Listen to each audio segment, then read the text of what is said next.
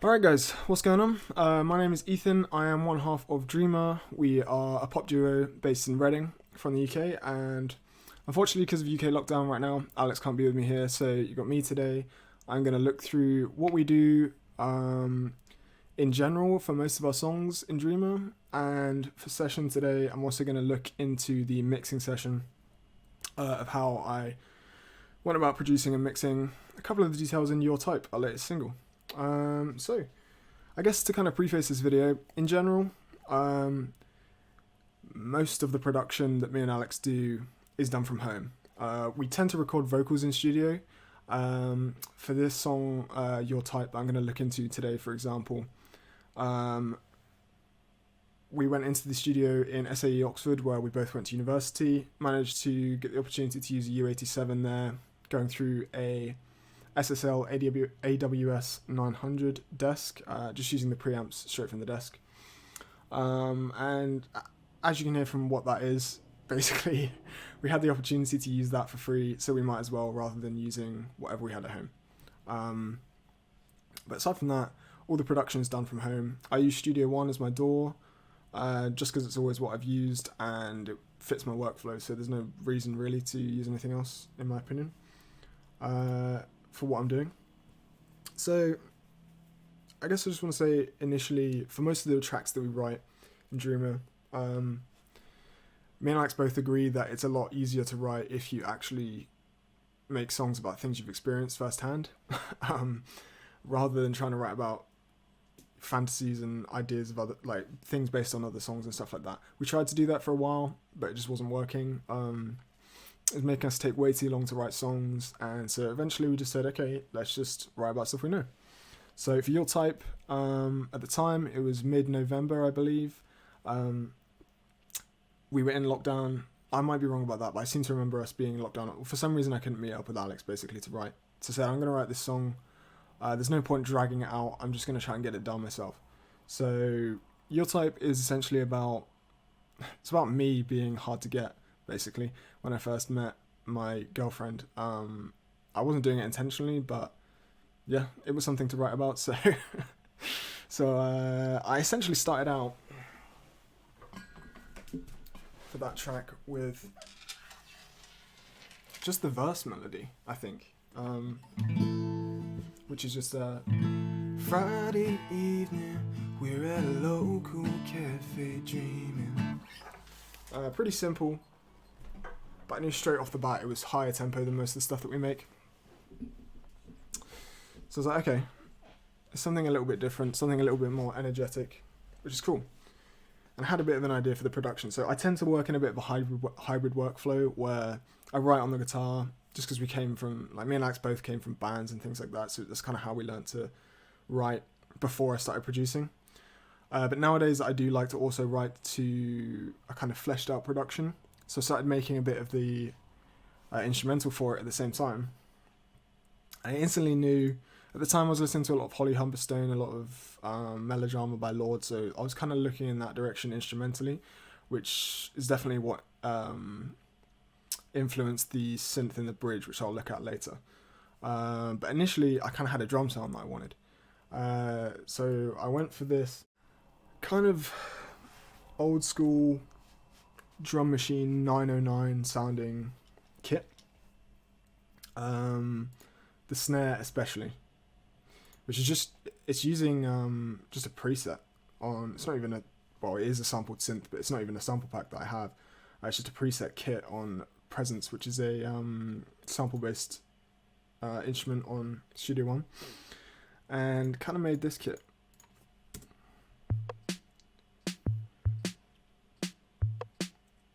Which features all the way through the verses.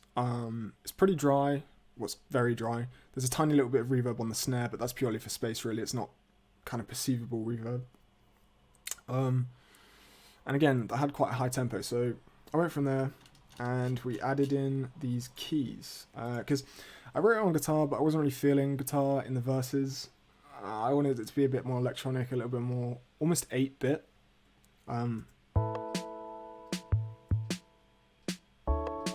So the guitar is, the keys are this really kind of bad sounding key set, I seem to remember, what is it using? OBSD. Okay, yeah, so that's basically, yeah, it's based off a analog synth, so it's got that very kind of 80s crushed sounding tone to it. Over the top of that as well, I added a isotope vinyl, so you can see there I'm basically cutting off a lot of the top end and adding a little bit of, I think I've got a tiny bit of warp, yeah, 5% warp depth, which is not much, but it's just detuning it a little bit so it sounds a little bit more analog. And yeah, so the drums in general were a big thing that I kind of knew how I wanted them to sound initially. In the chorus, it goes into a much kind of bigger sounding kit here, for example. But that's just in general. In pop, as a kind of standard thing, most of the time for tracks like this, you want the chorus to get bigger, get wider, and hit a bit harder. So, you know, standard practice, I came out of that light hitting drum machine kind of sound and went into a bit of a bigger smack on the snare, things like that. One of the things I wanted to touch on, I guess, was the vocal production on this, because there's a few little tips and tricks that I've done throughout it which just kind of bring the vocals to the forefront a bit more and add a bit more texture, I guess, compared to just recording a mono vocal. So for most of the songs, we just have a mono vocal in their verse. You can hear here. Friday evening, we're at a local cafe dreaming. No doubles, no harmonies, there's nothing panned left and right, it's just a mono vocal straight down the center. I do have some width going on in a bus processed width, which is just Ozone Imager, works free, and you might as well use it because it helps a lot to bring presence, not presence, but just having a little bit of width to vocals when you're listening in stereo. It's not going to do anything in mono, but when you're listening in stereo, I kind of find it allows you to bring the vocal further forward without having to raise your actual volume much, your level much on the vocal. So it kind of saves you pushing the vocal too far. And then in the chorus, one of the main things about this track is a vocoder. So I kind of wanted a vocoder from the get-go. I knew that it was something that could work in this song, but in the actual context of the mix in the end, it's not particularly noticeable because it's mixed quite low, but a lot of the harmonic content for the vocals is coming from that. So I'll just play it soloed now.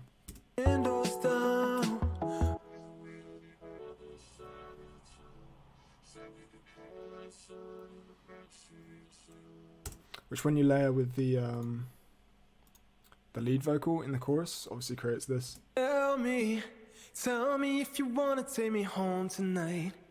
'Cause every time that I make the assumption you wanna be something, I'm asking if that's... It's super subtle, it's mixed quite low, but adds a bit of width for one, and it adds some harmonic content, or some, yeah, I guess kind of tonal content as well, because of how gritty that sound is. That's using Tau vocoder, which is actually a free vocoder, but it worked for this, so I went with it. Aside from that, there's some classic doubles and harmonies in the chorus. I like to pan my harmonies out. For the actual doubles for this, I went left 80, right 80, so they're not fully panned out, but the harmonies are hard panned left, right, which sound like this. Cause every time that I make the assumption you wanna be something, I'm asking if that's alright. So you can hear there, that's a double, but there's also a harmony doing thirds and fifths, etc. in there. So yeah, I think one of the main things with this track and most of the DREAMA stuff, and kind of pop in general, is having a small vocal in the verse so that you have space to expand it in the chorus with harmonies, vocoders if you want, vocal effects if you want, and just width is a big thing, width, because it just thickens it up in the mix and helps it stand out, especially when your mix is getting a little bit more dense in the chorus. It saves you just pushing the level up for no reason.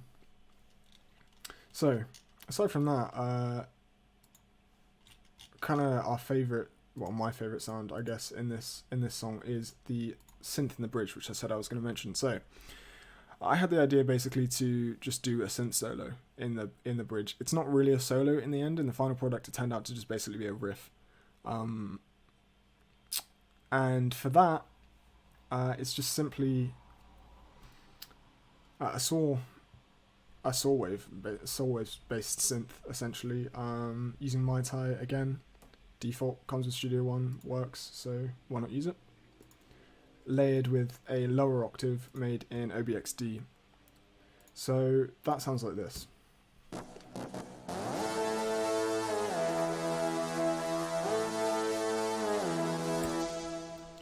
It's kind of a simple sound, to be completely honest, but Reverb Valhalla Supermassive is giving it that depth. I threw that straight on. Usually I would send a reverb, obviously, like I do for most of the vocals you can see here in my bus and send processing, but I don't know, I just wanted a reverb that was a little bit different for that, so there was no point in making a send when there's a mix knob in Valhalla Supermassive, and I'm only using it for that one track, so yeah, aside from that, a little bit of width, Ozone Imager, and isotope vinyl. So again, when we went into the studio to record the vocals, I forgot to mention earlier back, but when we went to actually record in December, we had the opportunity to go into SAE Oxford and use that U87, use that SSL desk, and in that session, we were obviously fleshing out the production a little bit more too, and Alex said, I like the bridge synth, but it's a little bit harsh, it's a little bit too present. And on the EQ here, you can see it's pretty standard. I rolled off a little bit above 17K, but it still wasn't really sounding right, so we ended up just throwing isotope vinyl on it, which, as far as I can tell, is essentially just cutting off things above 16,000 hertz. We've got it on the 1970 presets. It's a little bit heavier on the kind of low cut and high cut front that vinyl does.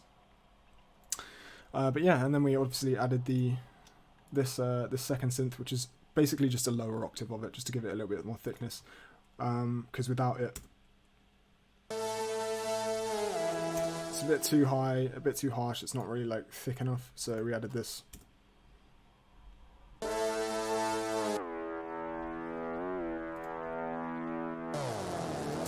Just adds a lower octave. There is already an oscillator doing a lower octave in the lead, but still. And finally, I'm gonna only go one more because otherwise I'm gonna end up making this 20 minutes long. Is the guitar. I initially liked the sound of having kind of a clean electric guitar tone, which I did track initially. Most of the time, I just DI guitars, not for any particular reason apart from the fact that I don't really like the sound of the amp I have at home. It's easier to DI it for me, and I have a lot more control post-recording if I'm reamping it, because also I can completely mess around with the DI tone. And also I'm just not very good at recording guitar. That's the main thing. So I went for that, and it wasn't really working. So what we ended up doing is recording an acoustic guitar, reamping it, using Ampere again, default plugin, but it works. And chorus. Chorus is a chorus plugin is pulling a lot of the weight of the tone.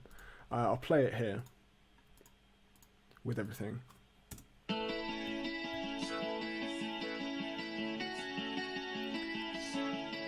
So you can kind of hear it sort of sounds like an electric guitar-ish, a clean tone electric guitar.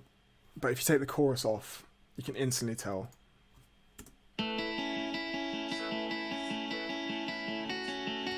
That's an acoustic guitar. So the chorus is pulling a lot of the tonal weight, I guess you could say.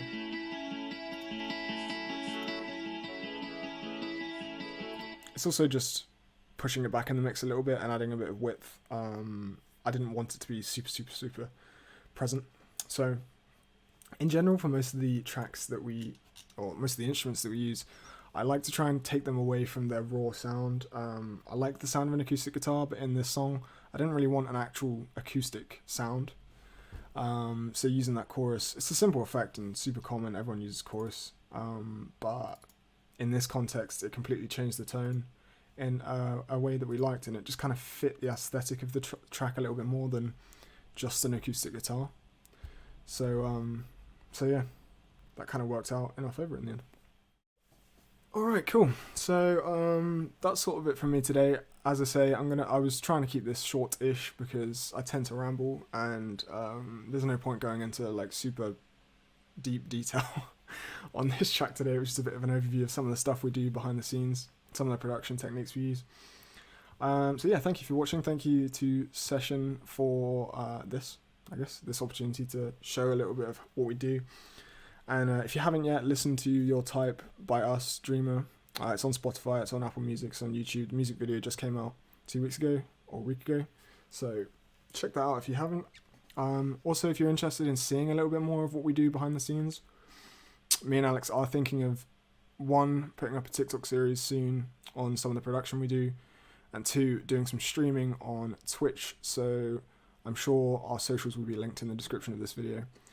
If you can, check that out, and yeah, I'll catch you guys later. Cheers.